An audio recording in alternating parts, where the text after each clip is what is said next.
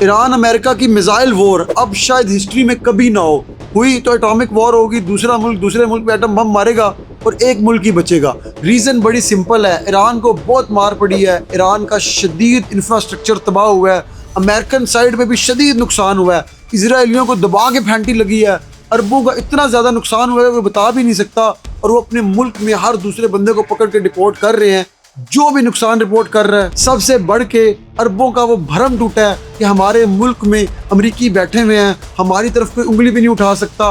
और सबसे बढ़ के अमेरिका के अंदर खतरे की घंटियां बज गई हैं कि अगर ये जंग बंद ना की तो पेट्रो डॉलर भी खतरे में आ सकता है और चीनी करेंसी जो है इसको कैप्चर कर सकती है। अब ईरान में अगर किसी ने कोई एक्टिविटी करनी है तो उसको रजीम चेंज करानी पड़ेगी, अंदर ही मुल्क में पैसा खर्च करना पड़ेगा 2 नंबर तरीके से, जिस तरह CIA पहले करती है, मोसाद पहले करती है, वो खर्च करके रजीम ही चेंज की जाएगी।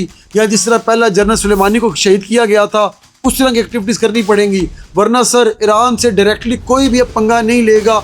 और दूसरी बात, अगर इन्होंने पंगा लिया भी, बहरीन साथ नहीं देगा, UAE साथ नहीं देगा, सऊदीया साथ नहीं देगा, कुवैत और कतर साथ नहीं देंगे, क्योंकि उन्होंने ये बैगेज उठा के एक दफ़ा देख लिया है। इजराइल को भी अब ज़ीरो से शुरू करना पड़ेगा, क्योंकि हमेशा वो बदमाशी और लड़ाइयाँ करता है अमेरिका के सर पे। और अमेरिका के 2 पॉलिटिकल पार्टीज़ हैं, उन दोनों को समझ लग गई है, जो पार्टी भी ईरान जंग में दोबारा कूदेगी उसका वोट बैंक ख़त्म हो जाएगा, दूसरी पार्टी जीत जाएगी।